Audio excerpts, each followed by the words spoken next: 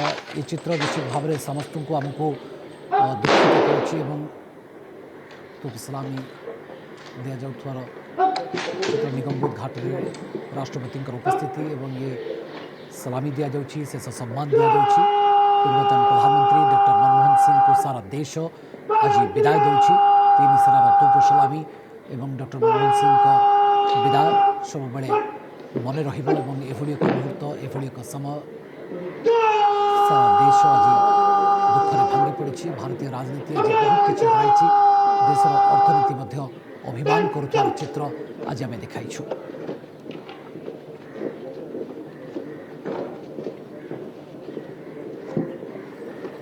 भारतीय राजनीति जड़े स्वच्छ एवं साधु चेहरा थे पूर्वतन प्रधानमंत्री डॉक्टर मनमोहन सिंह राजनेतार चरित्र ठारू एक भिन्न चरित्र तांकर थिला अहंकार ए शब्द तांको डिक्शनरी केबे आमे मध्य देखि ना जने सामान्य व्यक्ति भाव में से सब बेले शासन चलाइबा को भल पाउथले ना केबे विवाद भितर को पशिबा को चाहुतले ना विवादीय निजे मध्य हेबा को चाहुतले सेथिपाई जो पदवी रे से बसिछंती जो पदवी रे से अलंकृत होइछंती सबु पदवी रे एक स्वतंत्र छाप निजस्व एक परिचय छाड़ी आलोक जी आलोक कुमार हम सहित वरिष्ठ पत्रकार वरिष्ठ सांबादिक लगातार भाव में दिल्ली उपस्थित रहते। आलोक जी और एक बात में जिक्र करेंगे तो नॉन कंट्रोवर्शियल वो थे नॉन इंटरफेयरिंग भी थे हालांकि वो बात में घुसना नहीं चाहते थे। ये आप कह सकते हैं लेकिन ऐसा होता नहीं है। बेसिकली आप जब प्राइम मिनिस्टर की कुर्सी पे होते हैं तो आप सुनते तो सबकी हैं और जब आप अपनी मन की नहीं करेंगे तो इतनी बड़ी सफलता नहीं हो सकती। तो आप ये सुनते थे सबकी और लगता था कि सुनेंगे सबकी, लेकिन आप जो भी निर्णय इनके कालखंड की आप देखेंगे ये सारा श्रेय इन पे जाता है, इन्हीं के कार्यकाल में नहीं। ये नरसिम्हा की सरकार में उससे पहले जो 5-6 साल तक ये वित्त मंत्री थे, उस समय भी जो भारत एक ड्राइव हुआ बहुत आलोचना होती थी कि भैया क्यों खोले जा रहे हो, उदारीकरण में क्यों देश को फंसाया जा रहा है। तो तमाम आलोचना के समय में पीवी नरसिम्हा राव मुस्कुरा करके मनमोहन सिंह की तरफ देख लिया करते थे, अपने वित्त मंत्री की तरफ देख लिया करते थे। तो आप समझ सकते हैं कि ये सब कुछ उठाने के लिए क्योंकि इतने दृढ़ थे अपने ज्ञान के प्रति, अपनी जानकारी के प्रति। इन्होंने विश्व बैंक के साथ जो काम किया था तंत्र पे, तो इनकी समझ इतनी साफ थी कि वो जब फैसला करना होता था तो बिल्कुल अपने हिसाब से फैसला करते थे। ऐसा नहीं कि बजट के समय कोई और व्यक्ति कुछ सुझाव दे और उस पर अमल करने लग गया, ऐसा नहीं। और यही एक फर्क पड़ता है कम जानकार व्यक्ति और जानकार व्यक्ति का। जानकार व्यक्ति सुनता हुआ सबकी दिखता है लेकिन करता खुद अपनी है। तो ज्ञान से परिपूर्ण थे और तंत्र इनके रोम रोम में समाहित था। ये जानते थे कि आर्थिक पॉलिसी के बारे में कि ये पॉलिसी करेंगे तो हम यहाँ से यहाँ पे, तो दूरदर्शी थे। और इस हिसाब से आप जब पाएंगे तो हाँ, मैं सरल भाव से लगते थे कि सब कुछ सुन रहे हैं, ये क्या कर सकते हैं। लोग कहते थे, लोग मजाक उड़ाते थे कि तो मौन प्राइम मिनिस्टर है। भाई मौन, जिसका काम बोले उसको मौन रहना ही चाहिए। मैं इस बात के प्रतीक थे और कभी भी इनके चेहरे पे आप देखेंगे कोई तंज नहीं आया, कभी कोई नाराजगी नहीं आई किसी के प्रति। और ज्ञान का जो सीमा है वो तो अद्भुत था। मैं जब आप इसके पार्लियामेंट्री डिबेट में ये हिस्सेदारी सुन लीजिए, इनकी बातों को सुन लीजिए, जहाँ कहीं भी बोलते थे, बहुत कम बोलते थे और लघुता के साथ बोलते थे, लेकिन जो भी बोलते थे वो कहते हैं कि हम लोग जर्नलिज्म में है तो हम लोग कहते हैं कि इसलिए स्मार्ट राइटिंग के मास्टर होते हैं हम लोग, कि कम शब्दों में ज्यादा से ज्यादा बात कैसे कही जा सकती। तो उन समय हमारे आपके गुरु थे। मतलब आप संपादक एक कॉपी संपादित करता है तो संपादित कॉपी होती थी इनकी, वेल एडिटेड कॉपी होती थी इनकी और खुद भी बनाई हुई होती थी। ऐसा नहीं कोई एडिटर आके इनको बताता था। और जितनी बात बोलते थे बड़ी मारक बोलते थे, दूर तक जाती थी। और जैसे पॉलिसी ड्रिविंग के मामले में आपको मैं कह रहा हूँ कि बहुत लोग मानते हैं कि उससे पहले भी लोग मानते थे कि अर्थतंत्र का मतलब होता है कि व्यक्ति तरक्की करता जाए दंदना करके, बाकी कोई परवाह ना हो। लेकिन इनके पूरे कार्यकाल को जब आप याद करेंगे तो आपको पता लगेगा कि परवाह बाकी थी, व्यापक था। मतलब सोशल इंक्लूजन जो था इनके कामकाज में बहुत जबरदस्त था। तो ये तो बड़ा आसान काम है कि आप अपनी तरक्की कर लो, लेकिन सबको लेकर तरक्की करो। मैं एक बड़े परिवार को लेकर तरक्की करते हुए ले जाओ, एक बड़े जहाज को चला के ले जाओ और उसे नदी पार कराओ बजाय कि खुद तैर के पार करने के। ये तैराक दो तरीके के होते हैं। तो ये तो इतने सकल और सामर्थ्यवान नाविक रहे जो जिसने पूरे भारत को उस आर्थिक झंझावात से पार कराया और सब कुछ करते हुए कराया, सबको भोजन की बात जो है सुनिश्चित कराते हुए कराया। इन्होंने ये बात सुनिश्चित की सबको सूचना का अधिकार हो और मतिर भिन्ना की जो कहानी है, मुंडे मुंडे मतिर भिन्ना, हर मुंड में अलग अलग मति होती है, उसको कैसे प्रधानता दी जाए। ये भारत का जो अतीत है इस हिसाब से बड़ा इंपॉर्टेंट है कि हर भारतीय विद्वान है, हर भारतीयों को अधिकार संपन्न है। तो ये सब बातें आसान नहीं है कि राजा बर्दाश्त करे और वो करने दे। तो आप कह सकते हैं कि विश्वविजयी भारत बनाने में इस व्यक्ति का जो क्राफ्टमैन है वो शानदार है। ये एक शानदार क्राफ्टमैन रहे हैं जो अर्थतंत्र से उसको मजबूत करते रहे। अभी मैं कहीं सुन रहा था कि जो अपना कला क्षेत्र है, खासकर बॉलीवुड वगैरह, उसने मनमोहन सिंह के सामने ऐसी कुल्लाचे भरी कि पूरी हॉलीवुड पे जो विश्व का जो सिनेमा फलक है उस पर बॉलीवुड हावी हो गया। इन्होंने सुनिश्चित किया कि कहीं से भी भारत पीछे ना छूटे और कोई भी ऐसा क्षेत्र ना है जिसको रोना पड़े कि भैया हमारे पास पैसे नहीं है, हमारे पास पैसे नहीं, ताकि पैसे तो हम देते हैं, तुम काम करते जाओ। तमाम यूजीसी के विश्वविद्यालयों को खूब धन मिला पढ़ने के लिए, पढ़ाई सुनिश्चित होने के लिए, विदेश जाए बच्चे इसके लिए लोन मिले, है ना। तो आज हम दुनिया भर में अगर अपनी वाहवाही कर रहे हैं, पीठ थपवा रहे हैं, तो उसके पीछे एक व्यक्ति वही है जो नीली पगड़ी बांध के धरा पे घूम रहा था और मन मन मुस्कुरा रहा था, जो आज जा रहा है, आज चला गया। तो उसका हाथ हमारे आपकी पीठ पर था, जिसकी वजह से हम आप चल रहे थे और वो एक आशा थी, एक उम्मीद थी कि ये व्यक्ति हमें गिरने नहीं देगा, भारतीय होने के नाते ऐसा किया। और ये इस लिहाज से धरा पे ऐसा व्यक्ति आया है और इतना सामर्थ्यवान व्यक्ति आया है, ये अपने आप में एक चैप्टर है, एक अध्ययन का विषय है समाजशास्त्रियों के लिए भी, जो कि पीएचडी करना चाहते हैं, कि व्यक्तित्व पे काम करना चाहते हैं, कि मानव कैसा हो। तो उन सब लिहाज से बहुत बड़े व्यक्ति को हमने आज गंवाया है, अगर कह सकते हैं तो। और मैं ही इसको मानता हूं कि मुस्कुराएं, गंवाया नहीं है। मनमोहन सिंह हमारे आपकी चेतना में अगर हैं और रहेंगे, तब हम आप इस धरती पर बड़े शान के साथ टहलते रहेंगे, क्योंकि इसमें कोई लालच नहीं है, कोई लस्ट नहीं है, कोई प्रलोभन नहीं है, कोई जरूरत से ज्यादा अर्जन की वो लिप्सा नहीं है। तो ये सब चीजें मनमोहन सिंह में अद्भुत थी कि ज्ञान को लेकर के ट्रैवल करने वाले धरा पे व्यक्ति रहे, जो कि हम अतीत में भी सुनते रहे, अपने दादुओं से, अपने पुरखों से सुनते रहे हैं कि भाई विश्व विजय होने का एक ही मार्ग है, वो मार्ग है कि आपके अंदर ज्ञान हो, आपके अंदर जानकारी हो, आपके अंदर सूचना हो। तो इन सब को सुनिश्चित करने वाले व्यक्ति का नाम डॉक्टर मनमोहन सिंह है, जो कि बड़े स्वभाव में इन सब चीजों के बावजूद भी वो राजनीति में आए और राजनीति में सफल होकर दिखाया। और राजनीति के बजाय आप कहें कि एक ड्राइवर बन के आया इस देश के, और उस ड्राइवर की कुर्सी पर बैठ करके, जो जहाज का ड्राइवर हो या बस का ड्राइवर हो या ट्रेन का ड्राइवर हो या किसी विमान का ड्राइवर हो, ड्राइव करते हुए एक सफल और संयमित तरीके से मुश्किल झंझावात से पार कराया हम आपको। तो ये मनमोहन सिंह है और इनको समझने के लिए एक संवेदना की जरूरत है, क्योंकि ये भी खुद बहुत संवेदनशील व्यक्ति रहे। हर मिलने वाले से, हर जानकार व्यक्तिगत, अभी रिटायरमेंट के बाद जो प्राइम मिनिस्टर रिटायर होने के बाद जो 10-12 साल तक थे अकेले में बैठते थे, तो कोई भी आता था तो इनका जो आतिथ्य था बड़ा बेमिसाल था।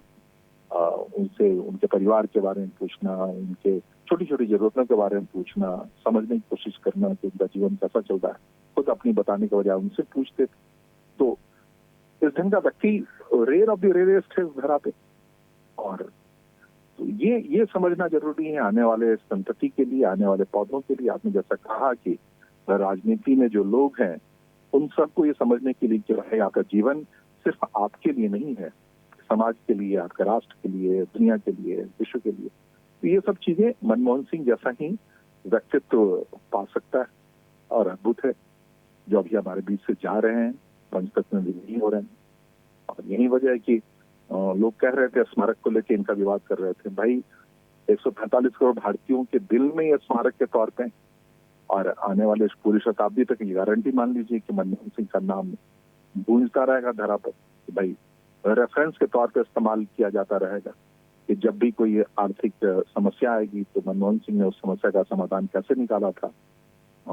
उनके लोग हैं, उनके अभी इस यात्रा में हम देख रहे थे मनदीप सिंह अहलूवालिया हैं, उनके दिल्ली स्कूल ऑफ इकोनॉमिक्स से निकले हुए लोग हैं, मनमोहन सिंह के चिंतन पे काम करने वाले लोग हैं, वो सब समाधान निकालेंगे। तो ये अद्भुत है भवानी जी, मनमोहन सिंह को अपने चेतन में, अपने संवेदना में शामिल करके रखना, ये बहुत जरूरी है जमाने के लिए। जी बिल्कुल बिल्कुल। आपण केवल आपण बंचा उचित नुहे, सारा देश केमती समर्पित हेबे एवं मनमोहन सिंह हेबा मध्य एते सहज नुहे, जो कथा आलोक कुमार वरिष्ठ पत्रकार वरिष्ठ सांबादिक कहते पंचभूत हुए तो से लीन हो पारती, विलीन होता पारे पार्थिव शरीर, किंतु आम चिंता आम चेतना भितर सबु बेले रहिबे डॉक्टर मनमोहन सिंह, भारतर पूर्वतन प्रधानमंत्री। लोभ प्रलोभन एवं मु निज पाई मोर ए अहंकार ए सबु शब्द तांको डिक्शनरी ठारू खूब दूर रे थिला, सेइथिपई सारा देश आज तांको मने पकाउची। केवल देश नुहे, जो माने विरोधी दल हिसाब रे तांको सहित काम करिसंती, सदन रे जो माने बा संसद रे जो माने तांको सहित समय काटिछंती, से माने भी आज समस्ते तांको मने पकाउछंती। एवं आम चिंता एवं आम चेतना भारतीय राजनीति जेते दिन पर्यंत तिष्ठि रहिबो, सेते बेले सबु बेले मनमोहन सिंह पूर्वतन प्रधानमंत्री देशर अर्थनीतिर सूत्रधर को सब बेले देश मन रखिबो। ये चित्र निश्चित भाव में आपण आखि को ओदा कला भली चित्र, कारण देश एभली जड़े महान प्रतिभा को, माटीर महायोद्धा महानायक डॉक्टर मनमोहन सिंह को आज हराउछि।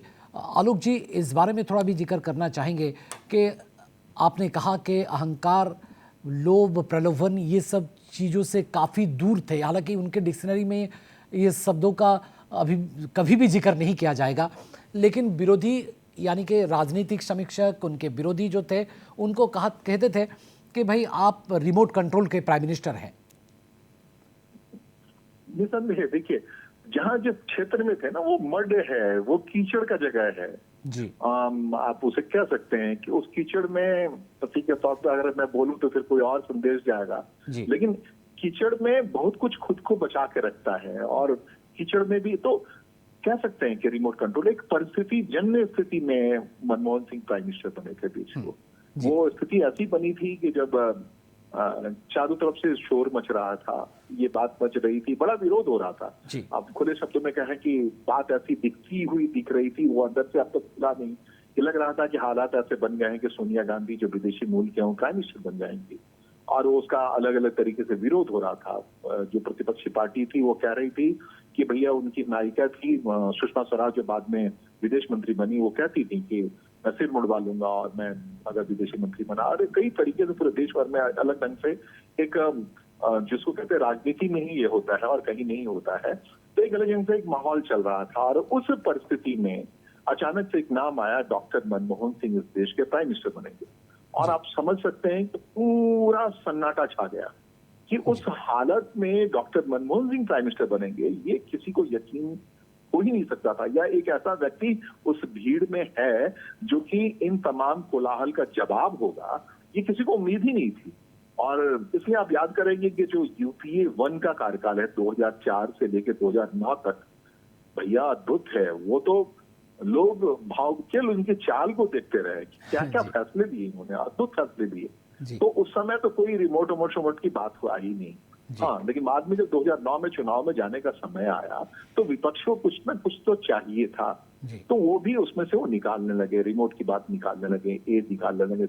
लेकिन क्या रिमोट से इतनी बड़ी आर्थिक क्रांति की जा सकती है? सवाल ये है, और इसका जवाब भी खुद ब खुद है कि ऐसा हो ही नहीं सकता कि कोई ज्ञानवान व्यक्ति ऐसा दूर बैठा हो जो रिमोट से आर्थिक क्रांति करवा रहा। और जो फैसले लिए, मैं ये कह रहा हूं कि इंक्लूसिव ग्रोथ जो कुछ भी हुआ, सबको लेकर जो ग्रोथ हुआ, वो एक ही मस्तिष्क की देन है। इनके शिष्य बताएंगे, इनके जानकार बताएंगे, इनके साथी बताएंगे। और अगर थोड़ी देर के लिए मान लें विपक्ष के इन आरोपों को कि कहीं से सही है, तो क्या इतना ताकतवर व्यक्ति भारत के प्रधानमंत्री को कोई रिमोट हैंडल कर सकता है क्या? ऐसा संभव है क्या? या रिवर्स है? दूसरी बात है कि इस व्यक्ति की विनम्रता और इस व्यक्ति की सादगी ये बताती थी, हाँ मैं सबके सामने झुकता हूँ।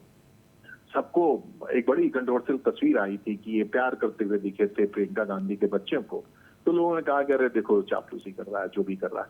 लेकिन जब काम का आकलन होगा तब वो तमाम जो राजनीतिक नैरेटिव है जो बनता है, बनेगा ही, ऐसा नहीं है कि राजनीतिक क्षेत्र ही उसका है, जब तक आप कोई नैरेटिव नहीं बनाएंगे तब तक राजनीति में आपका एग्जिस्टेंस पॉसिबल नहीं है। ये अलग बात है कि मनमोहन सिंह को कभी ऐसे कोई नैरेटिव बनाने की जरूरत नहीं पड़ी, उन्होंने काम से इसको परिभाषित किया, इसलिए पूरी राजनीति धारा से अलग है मनमोहन सिंह। और इनके खिलाफ नैरेटिव बनाने की जब भी बात हुई, कहानियों के कथ्य, आपको मैं बता दूं जिसको क्या कहेंगे उड़ीसा में, पूरी राजनीति कहानियों से चलती है, कहानी बनाई जाती है, वो कहीं से एक फुस छोड़ा जाता है और मैच्योर होकर किसी का कैरियर खत्म कर देता है जी। वो जिसको कहते हैं आप दुष्प्रचार या जो भी जी। तो एक प्रोपेगेंडा के तहत। लेकिन मनमोहन सिंह जो 10 साल प्राइम मिनिस्टर भी रहे और उसके बाद 10 साल 12 साल तक इस धरती पे भी रहे, उससे पहले वित्त मंत्री रहे, गवर्नर रहे, मोटे तौर पर 60 साल तक ये सार्वजनिक जीवन में रहे। इनके खिलाफ कोई भी दुष्प्रचार इनके काम के आगे फेल होता रहा, फुस होता रहा जी। और ये दुनिया महसूस कर रही है, ये शताब्दी महसूस कर रही है, और ये जो हम विजय स्थिति में हैं वो महसूस कर रही। तो जब भी, लेकिन ऐसा नहीं है कि आप राजनीति में हो, और बहुत सारे लोग इस बात से घबरा जाते हैं राजनीति में आने से कि भैया वहां जाऊंगा तो मेरा जितनी भी मेरी इज्जत बनी पड़ी है सब मिट्टी पलीत हो जाएगी। मनमोहन सिंह उन सबसे सबक है कि भैया आप में अगर ताकत है तो आपको कोई दुष्प्रचार बर्बाद नहीं कर सकता। भैया आप में अगर समझ ठीक है तो आप आइए ना, आपके लिए रखा पड़ा है, आप भारत के नायक बन सकते हैं, आप भारत के प्रधानमंत्री बन सकते हैं। लेकिन जितना बोलना आसान है उतना काम करने में बहुत दिक्कत आता है आलोक जी। हालांकि मनमोहन सिंह बनना उतना आसान भी नहीं है ना, इस बारे में भी हमने जिक्र किया था आपसे। हाँ, निसंदेह। देखिए, धरती पर मनमोहन सिंह दूसरे तो नहीं आ सकते जी, ये बात तो सच है कि मनमोहन सिंह दूर दूर तक मनमोहन सिंह किसी की कॉपी करते हुए नहीं दिखते जी। और हमारी आपकी समस्या है कि हम आप सब कॉपी करते हुए मारे जाते जी। अब कोई व्यक्ति दूसरा मनमोहन सिंह बनने की कोशिश करेगा तो मारा जाएगा, लेकिन मनमोहन सिंह के जो आदर्श हैं, जो मिसाल हैं, जो रास्ते हैं, जो उनका कृतित्व है, उनको अपने में हम कितना परसेंट रखते हैं। और बहुत सारे, जैसे कि पहले भी मैंने बताया कि विचलित हो जाते हैं लोग कि भैया मेरी ईमानदारी की वजह से मुझे परेशानी होगी। भैया ईमानदारी की वजह से परेशानी नहीं होती है, ये सुनिश्चित करके मनमोहन सिंह गए हैं। भैया मैं सादगी वाला आदमी हूँ, मैं शीर्ष तक नहीं पहुंच सकता, इस बात से लोग घबराते हैं और मानते हैं, लेकिन उसकी मिसाल है कि अगर ऐसा कोई व्यक्ति बोलता है कि मैं वो सज्जन आदमी हूँ, मैं प्रधानमंत्री नहीं बन सकता, तो मनमोहन सिंह आ जाओ। मनमोहन सिंह एक चैप्टर खुला है जिसने साबित करके दिखाया है। आप कहेंगे मैं लालची नहीं हूं, मैं प्रधानमंत्री नहीं बन सकता, भैया आ जाओ देख लो, ऐसा कौन सी बात है कि यह अनिवार्य नहीं है कि प्रधानमंत्री बनने के लिए आपको लालची होना पड़ेगा जी। ये मनमोहन सिंह बताते हैं। तो उन तमाम मिथकों के जवाब हैं जो कि आदमी अपना हथियार रख देता है कि भैया मेरे से नहीं होगा। तो लेकिन मनमोहन सिंह दूसरे नहीं बन सकते, ये तो तय।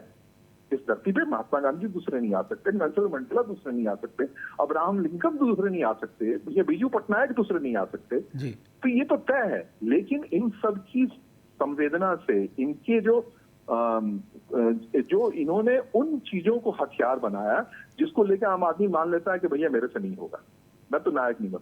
और मनमोहन सिंह ने उस सादगी को हथियार बनाया अपनी सफलता का, उस विनम्रता को हथियार बनाया अपने पहुंच को आगे बढ़ाने का, अपने ज्ञान को आधार बनाया कि वो इस देश के नीति को तय करेंगे। और 1-2 साल तक नहीं, मोटे तौर पे आप देखेंगे उठा करके 91 से जो जोड़े पिछले 10 साल और ये 24 साल, पिछले 34 साल तक इस देश की जो पूरी अर्थव्यवस्था है, अगर किसी व्यक्ति के द्वारा नियंत्रित है, किसी सोच किसी कलाकार द्वारा क्राफ्टेड है, तो मनमोहन सिंह है। और मनमोहन सिंह की नीति है अर्थ उदारवाद। आर्थिक तंत्र में उदारवाद का दूसरा नाम मनमोहन नीति है। तो मनमोहन नीति आप ला सकते हैं, आप भागिए मत, इस बात से मत भागिए कि यहाँ कीचड़ ही है।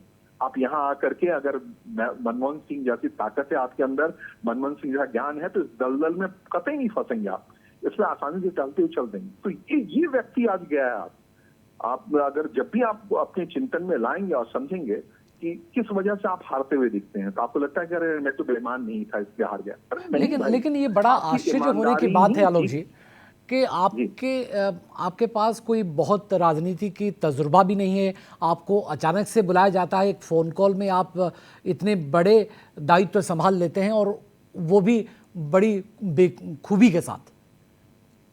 जी हाँ, बिल्कुल बिल्कुल। और आपको बताएं कि मनमोहन सिंह के जीवन में एक बार नहीं हुआ ये जी। ये जैसा मैं कहा ना, भारत बुरी तरह से वो जो ये इसकी अलायंस पॉलिटिक्स में भारत बिल्कुल फंस गया था। देवगौड़ा और इंद्र कुमार गुजराल की पॉलिटिक्स में अर्थतंत्र के साथ इतना ज्यादा खिलवाड़ हुआ था कि भारत को अपने बजट लाने के लिए, अपने अर्थतंत्र को लाने के लिए भारत के सोने को गिरवी रखने की नौबत आ गई। और तब भी उस समय के जो प्रधानमंत्री थे चंद्रशेखर, उन्होंने याद किया, उनको किसी ने रेफर किया, और ये व्यक्ति तभी व्यवस्था में बने हुए थे, और इनको उन्होंने कॉल किया और कॉल करने के बाद कहा कि बजट बनाने का मौका आया है और ये स्थिति है और भारत को इस गड्ढे से निकालिए। तो तभी मनमोहन सिंह मुस्कुराते हुए चले आए। और ऐसे कई मौके आए। ये तो प्रधानमंत्री बनने की बात है, जो 83 से 82 में जब इंदिरा गांधी हुआ करती थी, उस समय इनको गवर्नर बनाया गया था भारतीय रिजर्व बैंक का। उस समय रिजर्व का स्टॉक देख लीजिए। अभी तो बहुत सारे लोग खुद को कहते हैं कि मैं बड़ा हीरो हूं और बड़ा भारत के तंत्र में कर दिया। उस समय की जो नीति है 82 में जो क्राफ्ट किया था इन्होंने इंदिरा गांधी रहते हुए 85 तक में वहां के जो गवर्नर रहे थे, उस समय के रिजर्व बैंक का रिकॉर्ड देखिए। तो जब कभी भी इनको देश ने आह्वान किया, ये तो प्रधानमंत्री बनने की बात तो 2004 में आई। आपने चंद्रशेखर जी की जिक्र किया, आपने नरसिंह राव जी के बारे में जिक्र किया, आपने राजीव गांधी के बारे में भी जिक्र किया, आपने सोनिया गांधी के भी बारे में जिक्र किया। हालांकि सभी समय जो समय में क्राइसिस हो रहा था, क्राइसिस से भारत गुजर रहा था, उस दौरान मनमोहन सिंह को कुर्सी दिया गया। बिल्कुल। और उन सब उस वक्त पर मनमोहन सिंह नाम का जो पत्थर है, जिसको पारस पत्थर कहते हैं, उसने अर्थव्यवस्था को सोने में तब्दील कर दिया। जी। मैं अद्भुत है। आप अगर इस व्यक्ति की यात्रा देखेंगे और भारत की समृद्धि की यात्रा देखेंगे तो आपको लगेगा कि भाई आबादी, देखिए पॉलिटिक्स क्या होती है, आबादी के हिसाब से होती है। पूछा जाता है किस जाति से हो, किस धर्म से हो, किस रिलीजन से हो। भैया इस देश में 2% आबादी है सिखों की। उस सिखों में भी इनका कभी भी पंजाब नहीं रहा जगह। असम से राज्यसभा के मेंबर होकर आते थे किराए के मकान में रह करके।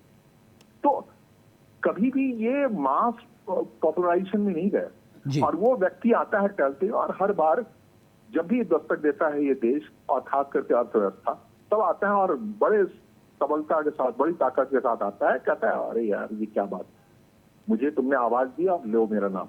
तो ये है मनमोहन सिंह। और डॉक्टर मनमोहन सिंह को भूलना आसान नहीं। आप खास करके इसलिए कि भारत जब सफल हो रहा है, या जब सफलता की मिसाल बन रहा है दुनिया के लिए, जब भारत की सबसे बड़ी आबादी होने का मतलब है कि सिर पे हाथ रख के बैठ जाओ और कहो कि भैया हम तो गए डूब। उसमें मनमोहन सिंह की नीति कहती है कहां से डूबे, तुम्हारा जो पॉपुलेशन है, तुम्हारी जो जनसंख्या है, यही तुम्हारी ताकत है। तो ये कौन कह रहा है? ये मनमोहन नीति कह रही है, ये मनमोहन सिंह का चेतना कह रहा है, वो चित्त कह रहा है। तो आप समझिए कितना दुनिया के उन तमाम अर्थवेत्ताओं के लिए मिसाल है जो घबराते हैं, छोटे छोटे मुल्क में बैठे हुए हैं, छोटे छोटे जगह में बैठे हुए हैं, और उनको सिर पे है जो अपनी पॉलिसी को ड्राइव नहीं कर पा रहे हैं। भाई है मनमोहन सिंह की जैसी सोच, तो आओ भारत जैसे विशाल देश को ड्राइव करके दिखाओ। और ये किसी की हिम्मत नहीं हुई भवानी जी। वो नरसिम्हा राव से पहले, चंद्रशेखर के बाद से लेकर के ना अटल बिहारी वाजपेयी की हिम्मत हुई, ना अभी हम नरेंद्र मोदी के दौर में है, किसी की भी इतनी हिम्मत नहीं हुई कि मनमोहन सिंह के तय किए हुए नीति से थोड़ा भी विचलन कर ले, थोड़ा भी हिल नहीं। और सबको लगा कि समाधान समस्या का। हालांकि भारतीय अर्थनीति में अगर कहा जाए तो वो एक ट्रेंड सेटर थे। हम इस बारे में थोड़ा और जिक्र करेंगे। आईटी सेक्टर में जब एक क्रांति लाने में क्रांति का बात हुआ तो मनमोहन सिंह जी का नाम सबसे आगे आया। उन्होंने ही आईटी सेक्टर में एक क्रांति की शुरुआत की, और उस क्रांति की वजह से आज करोड़ों हिंदुस्तानी जो हैं, करोड़ों भारतीय जो युवक हैं, उनको आज नौकरी मिल पा रहा है। ये एक बड़ी उपलब्धि है, उसे भी नकारा नहीं जा सकता मनमोहन सिंह के बारे में जब हम जिक्र करें तो।